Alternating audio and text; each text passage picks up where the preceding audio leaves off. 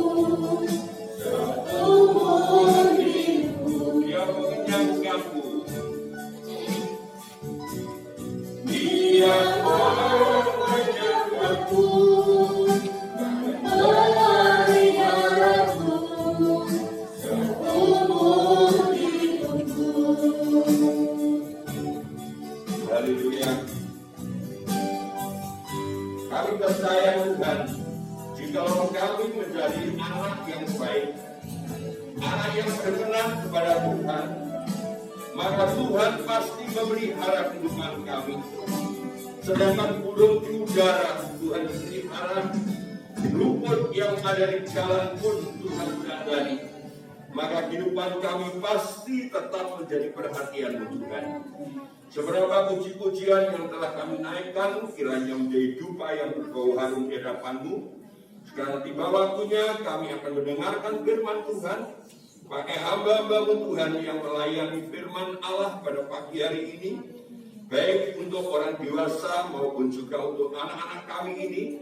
Tuhan berkati kami semuanya dengan Roh Kudus mengurapi kami, dan jadikan firman itu menjadi kebutuhan kami, untuk kami bisa menyiapkan diri menyongsong kedatangan-Mu yang kedua kalinya. Terima kasih kuasa-kuasa kegelapan yang ingin mengganggu ibadah kami, yang ingin mengganggu cara kami untuk mendapatkan firman Allah. Kuasa yang kami patahkan dalam nama Yesus Kristus. Dipatahkan kuasa kegelapan itu, biar pikiran, perasaan, hati kami terfokus kepada firman Tuhan. Dalam nama Tuhan Yesus Kristus kami alaskan doa ini. Kami yang siap mendengarkan firman Allah berkata bersama-sama, amin.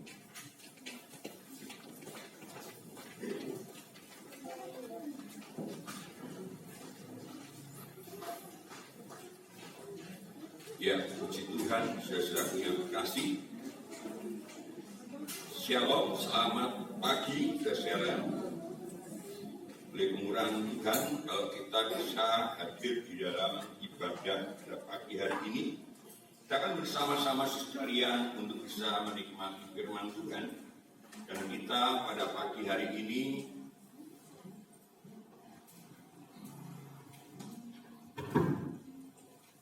terus sekalian, pada pagi hari ini kita masih akan berbicara tentang yaitu korban penghapus dosa, saudara sekalian, ya, korban penghapus dosa. Mari kita akan bersama-sama membaca firman Allah di dalam, bukan korban penghapus dosa, tetapi kita lanjutkan sekarang ini adalah korban penyerahan. Kita akan baca di dalam Keluaran pasal yang ke-29, ayat yang ke-15 sampai dengan ayat yang ke-18.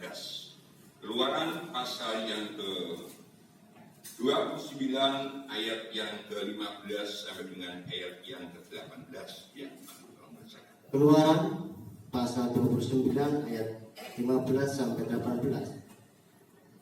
Kemudian haruslah kau ambil domba jantan yang satu, lalu haruslah Harun dan anak-anaknya meletakkan tangannya ke atas kepala domba jantan itu. Haruslah kau sembelih domba jantan itu, dan kau ambillah darahnya, dan kau siramkan pada mezbah sekelilingnya. Haruslah kau potong-potong domba jantan itu menurut bagian-bagian tertentu. Kau basuhlah isi perutnya dan betis-betisnya, dan kau taruh itu di atas potongan-potongannya dan di atas kepalanya. Kemudian haruslah kau bakar seluruh domba jantan itu di atas mezbah. Itulah kurban bakaran, suatu persembahan yang harum bagi Tuhan, yakni suatu korban api-apian bagi Tuhan. Ya, terima kasih. Ya, saudara-saudaraku yang dikasih Tuhan, jadi kita sekarang berbicara soal korban penyerahan atau korban api-apian bagi Tuhan. Ya. Di dalam firman Allah kemarin hari Minggu kita sudah mendengarkan firman Allah bahwa korban penyerahan itu adalah seekor domba jantan, saudara.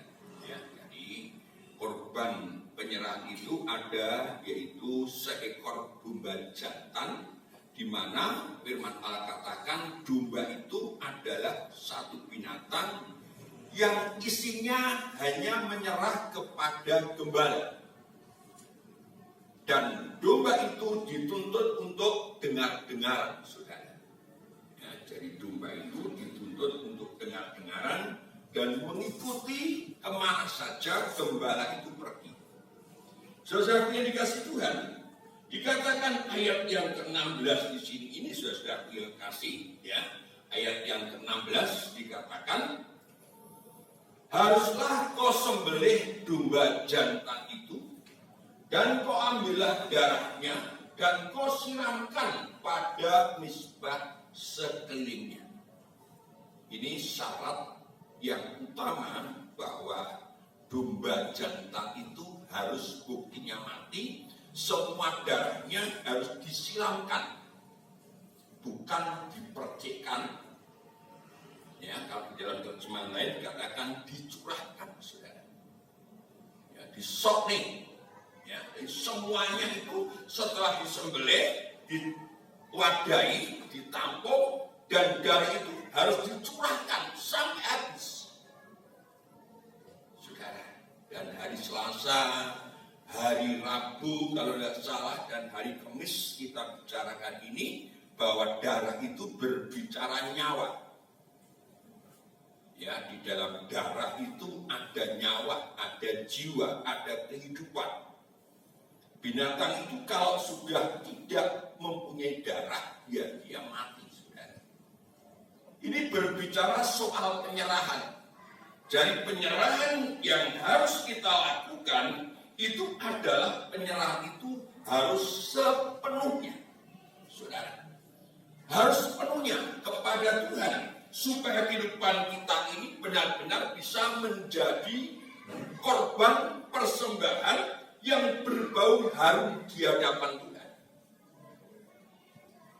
Saudara, ya, di sini ini harus kita periksa bersama-sama.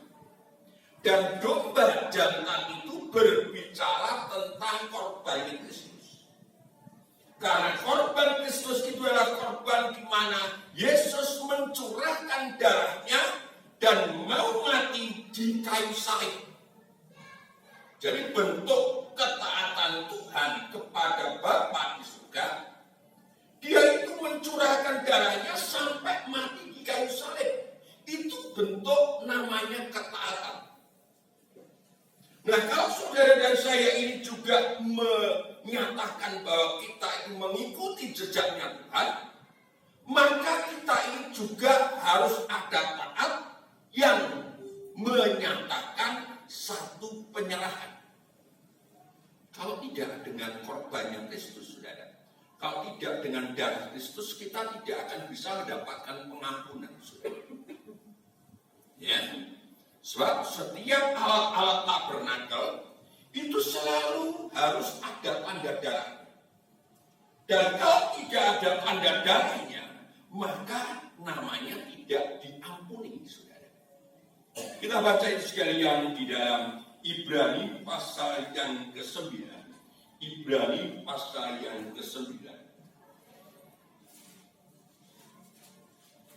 Ibrani pasal yang ke-9 ayat yang ke-21 sampai dengan ayat yang ke-25. Ibrani pasal yang ke-9 ayat yang ke-21 sampai dengan 25. Ya, tolong dibaca. Ibrani pasal 9 ayat 21 sampai 25. Dan juga kemah dan semua alat untuk ibadah dipercikinya secara demikian dengan darah. Dan hampir segala sesuatu disucikan menurut hukum Taurat dengan darah, dan tanpa penumpahan darah tidak ada pengampunan. Jadi segala sesuatu yang melambangkan apa yang ada di surga haruslah ditahirkan secara demikian, tetapi benda-benda surgawi sendiri oleh persembahan-persembahan yang lebih baik daripada itu. Sebab Kristus bukan masuk ke dalam tempat kudus buatan tangan manusia yang hanya merupakan gambaran saja dari yang sebenarnya, tetapi ke dalam surga sendiri untuk menghadap hadirat Allah guna kepentingan kita. Dan ia bukan masuk untuk berulang-ulang mempersembahkan dirinya sendiri, sebagaimana imam besar setiap tahun masuk ke dalam tempat kudus dengan darah yang bukan darahnya sendiri. Ya, terima kasih. Perhatikan di sini, saudara. Kalau zaman Taurat, maka darah itu merupakan darah binatang. Dan dikatakan di sini, dan hampir segala sesuatu disucikan menurut hukum Taurat dengan darah dan tanpa penumpahan darah. Artinya harus ada itu namanya penumpahan darah. Tanda darah itu harus ada supaya terjadi pengampunan. Dan itu sudah dilakukan oleh Tuhan kita Yesus Kristus. Nah, kalau Yesus Kristus itu sudah memberikan nyawanya untuk saudara dan saya, maka ganti kita pun juga harus menyerahkan nyawa kita untuk pelayanan. Tadi malam saya katakan kepada kaum muda, pelayanan itu bentuknya adalah mengasihi. Jadi kalau saudara dan saya atau kita semua sudah merasakan korbannya Kristus, maka kita itu harusnya wajib memberikan nyawa kita kepada saudara kita. Bukan hanya sekedar harta, saudara. Ya. Di dalam melayani Tuhan, kalau saudara sekalian mengatakan saya melayani Tuhan, yang kita layani itu bukan Tuhan yang tidak kelihatan. Yang kita layani adalah sesama kita, saudara. Ya, kita tidak akan bisa mengasihi Tuhan tanpa kita mengasihi yang kelihatan. Jadi kalau kita melayani Tuhan, maka kita melayani sesama harusnya dengan segenap jiwa raga kita. Artinya kita harus mengeluarkan semuanya dalam pelayanan itu. Tidak harus kita simpan sesuatu, tidak. Karena apa? Karena kita ini juga sudah dilayani Tuhan, saudara. Iya. Ya. Mari kita berpikir ke sana sekarang. Mari kita mengambil sikap, cara kita melayani itu harus tuntas. Karena kalau tidak tuntas, saudara sekalian nanti tidak mendapatkan hadiah daripada Tuhan. Ya, kita tidak akan bisa mendapatkan hadiah daripada Tuhan. Saudara sekalian, ya. Rasul Paulus katakan di dalam 2 Timotius pasal yang keempat. 2 Timotius pasal yang keempat. Ayat yang ke-6 sampai dengan ayat yang ke-8. 2 Timotius pasal yang ke-4 ayat yang ke-6 sampai dengan 8. 2 Timotius pasal 4 ayat 6 sampai ayat 8. Mengenai diriku, darahku sudah mulai dicurahkan sebagai persembahan dan saat kematianku sudah dekat. Aku telah mengakhiri pertandingan yang baik. Aku telah mencapai garis akhir dan aku telah memelihara iman. Sekarang telah tersedia bagiku mahkota kebenaran yang akan dikaruniakan kepadaku oleh Tuhan, Hakim yang adil pada hari raya, tetapi bukan hanya kepadaku, melainkan juga kepada semua orang yang merindukan kedatangannya. Nah ini saudara, ini cara Paulus melayani. Cara Paulus mengasihi jemaat-jemaatnya. Dikatakan sini, mengenai diriku darahku sudah mulai dicurahkan.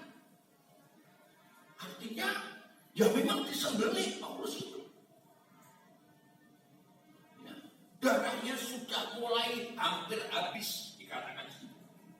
Mengenai diriku darahku sudah mulai dicurahkan sebagai persembahan dan saat kematianku sudah dekat.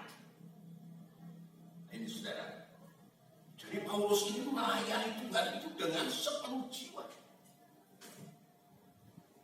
Haleluya. Karena apa?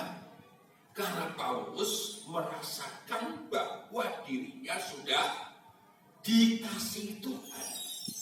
Karena Paulus merasakan dirinya itu sudah merasakan korbannya Yesus.